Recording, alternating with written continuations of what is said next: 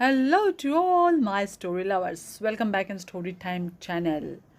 Today's story name is The Wheel of Time. Before go to the story, please subscribe my channel and hit the bell icon.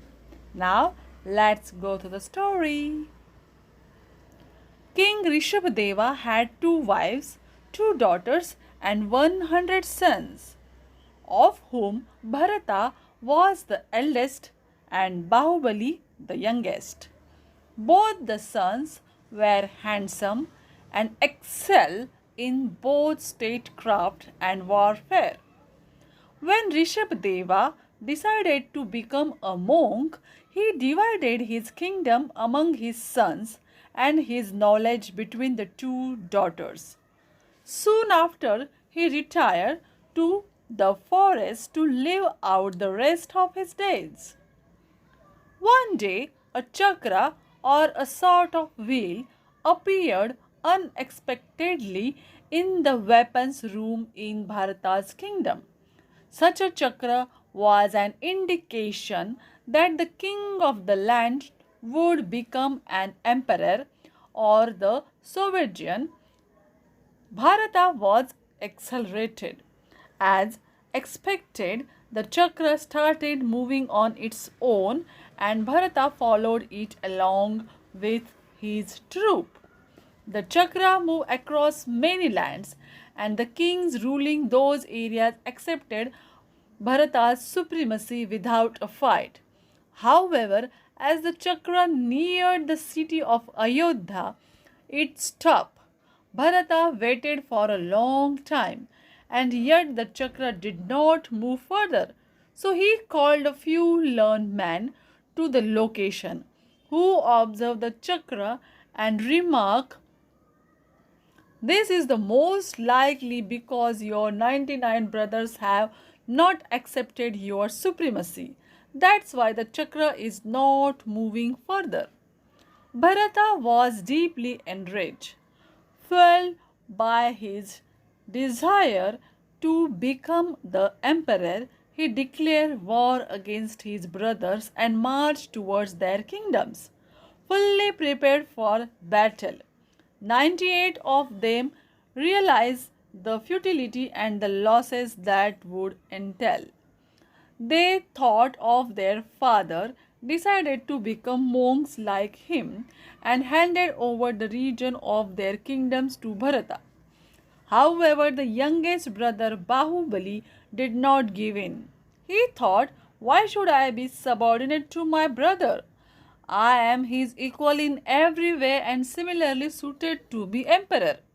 So Bahubali challenged his brother. The ministers in both kingdoms immediately called for an emergency meeting.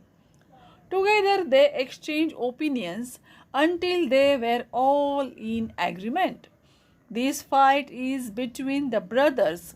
Why should innocent people lose their lives on the battlefield? The person who loses will perish along with his men. The man who wins also loses his soldiers. In the interest of saving lives, the two brothers must fight each other individually, concluded one of the head ministers. Quickly they presented their reasoning to Bharata and Bahubali. Since both brothers also cared for their kingdoms, they accepted the suggestions. Soon the two brothers started competing against each other as they were tested in various ways. The brothers turned out to be equal in every contest. The next section was Drishtayuddha, or the War of Sight. Bahubali was taller than Bharata and could easily focus while looking down at him, whereas Bharata found it harder to look up at his brothers and concentrate. Eventually, Bharata lost and Bahubali was declared the emperor. At the moment that should have filled Bahubali with elation, thoughts of philosophy invaded his mind. Of what use is this victory? What is the point of the supreme title in the bigger picture of life? I went to war with my brother over this title, and my other brothers have retired to the forest to avoid a war. Death will beckon me at some point in my life, and my kingdom will no longer be mine. It may be taken away from me before that too. Bahubali remembered his father. Now I understand my father. He knew that life is transient. That is the reason he became a monk. Here, look at Bharata. He, I don't need this land or any kingdom, he said. I want to find a way to achieve ultimate permanence. That is moksha. Saying thus, Bahubali retired to a forest and began to meditate.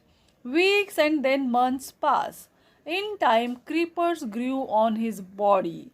Snakes resided on him, made it their home. But nothing mattered to Bahubali.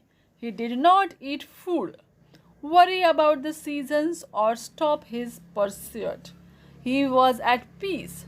Still, a thought at the back of his mind troubled him. The 2 feet that I stand on belong to Bharata. I remain under his obligation. The land does not belong to me at all. Soon he had completed a year of penance, and Bharata came to visit him in the forest. "Oh, my brother, you have achieved more than I can understand," he said to Bahubali.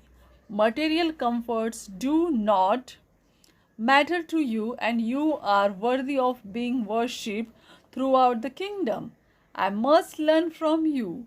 It doesn't matter whose land you stand on, as you are above all these worldly things that don't matter at all."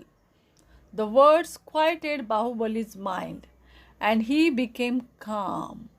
The nagging thought at the back of his head went away instantly. Eventually, he achieved supreme knowledge and he is considered to be the first Jain monk. This is how a handsome and brave prince Bahubali became a monk. In honor to his brother, Bharata ordered many statues of standing Bahubali to be built in many places all over his kingdom.